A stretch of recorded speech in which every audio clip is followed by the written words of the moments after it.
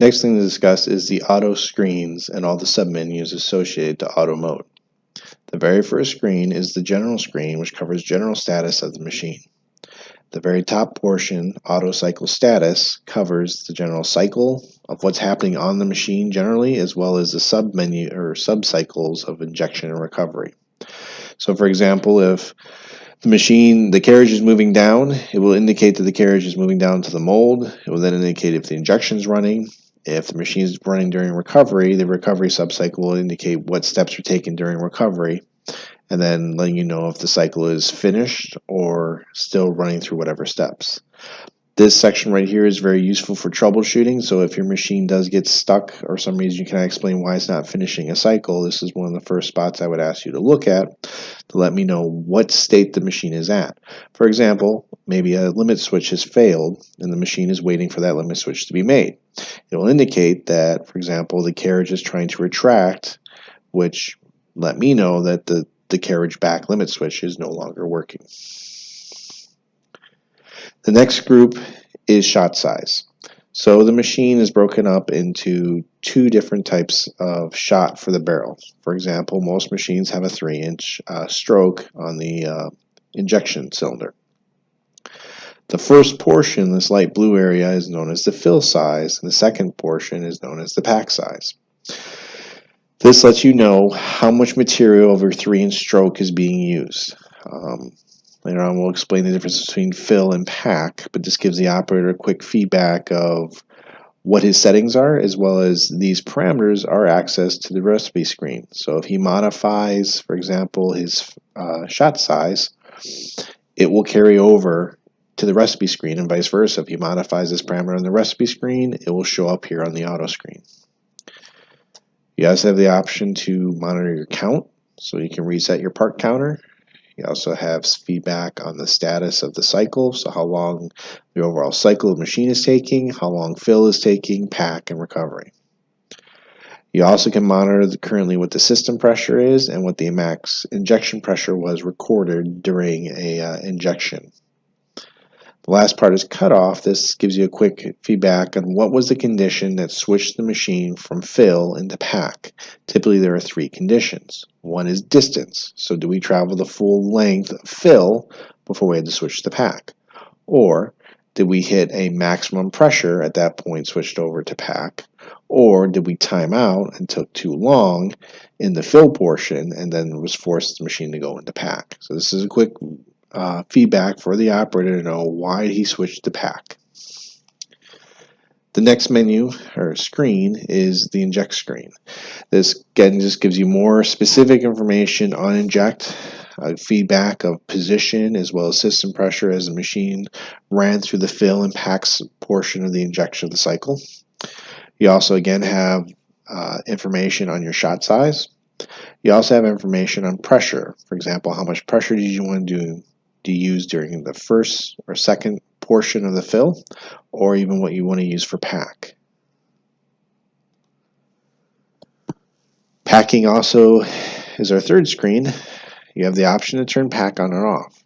So when initially you are setting up your machine to figure out the size of your mold, you do want to set your fill to be about 90-95% of your mold capacity. That last 5 to 10% should be filled with pack. Well, to figure out which portion is being filled by your fill versus your pack, by being able to turn off packing, you can now dial in your fill settings under inject. So adjust your first and second shot size for fill as well as pressure to make sure you're only filling 90 to 95% of your mold. And then when you're ready, you have the option to turn pack back on, and then you can dial in the settings under pack to get that last 5 to 10% of your mold's capacity filled. You also on this screen have the access to your packing parameters, same as in the recipe screen. So you have how long should you pack and at what pressure should you pack at. The screen next to this, talking about cushion, is that size that we left in the bottom. For example, right now we're showing 1/4 inch. If I look at my inject settings, you defined 1/4 inch under pack size. So this pack size value right here is the same as under packing, showing your total cushion. What ideally you should see is when you try to inject into a mold, this bar graph should drop down showing you how far into the cushion the injector traveled. So did you travel a full 1/4 of an inch, or did you only travel 1/8 of an inch in? Ideally, you want to stay somewhere between 0 and a halfway point of this machine. You want to see a little bit of cushion used, but you don't want to use all your cushion. If you use all your cushion, then you probably have a blowout or somehow materials escaping from your mold, or you don't have enough fill to fill that mold to begin with. The last set of parameters are cutoff parameters. These are the conditions that let me switch from the fill to pack. For example, distance is set for 1/4 of an inch. Again, is no different than the setting you use to find the cushion here, or if I look at the inject screen down here, the pack size. Those parameters are exactly the same value.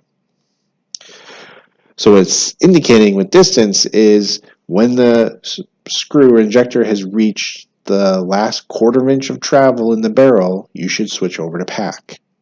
Another condition for when to switch over to pack is time-based. So if I took more than 10 seconds and I was filling and I still hadn't reached pack, this is another trigger to switch over to pack. The last one being pressure. If my pressure exceeds this pressure value, this is another indicator that, hey, we probably froze off, we cannot continue any farther, switch to pack.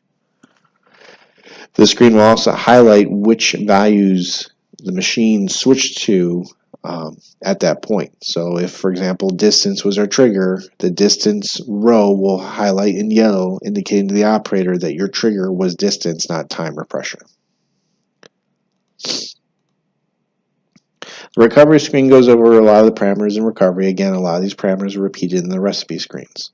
You have mold set time and extrusion pressure. So mold set time is after the carriage has made contact with the mold, you've injected plastic into the mold, and the fill and set sequence is finished. The carriage will still hold pressure against the mold, and the injector will still be pushing down, but nothing else will take place. Literally the machine is waiting with pressure on the mold to give time for the material to set within the mold before pressure is released with the carriage, which will relieve pressure on the mold halves. Extrude pressure is used during the recovery portion. So after mold set has finished, what will happen is the machine will switch over to recovery, where the screw will start to spin and pull more material from the hopper into the barrel. The pressure used to spin that hydraulic motor is defined by this extrude pressure. The next panel over with recovery and at shot size is showing you what percentage fill are you at. So empty being all the way down in the barrel, to shot size is whatever you've set up. For example, under inject, your fill size combined with your pack size, that's the total stroke that the injector is trying to reach. So recovery is just showing you how much travel you need to go to get to your full shot size. Recovery data is just showing you again what the system pressure is at the time you're doing recovery, how long recovery took, and at what rate the recovery is happening. In other words, if the mold hit or the hopper has run out of material, your recovery rate could slow down to almost 0, which indicating that you either have no material in the hopper or you have a bridge on the throat to the barrel. The material has actually melted and creating a blockage and preventing material from making it in. If that happens, there are parameters in the back for generating faults indicating that your hopper might be low as a warning to eventually a fault, which actually would stop the cycle from running altogether. The heater screens is just a feedback of what the heaters are currently doing, so you can actually see the actual temperature of the heater as well as what your target temperature of the heater was for each of the 3 zones, and you can see it graphed out here and see how it's performing. The last auto screen is your production information.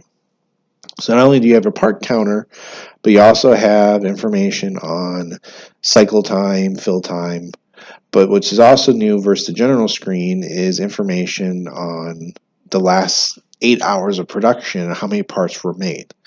So we can literally track how many parts you did 4 hours from beginning of shift to the current hour of shift.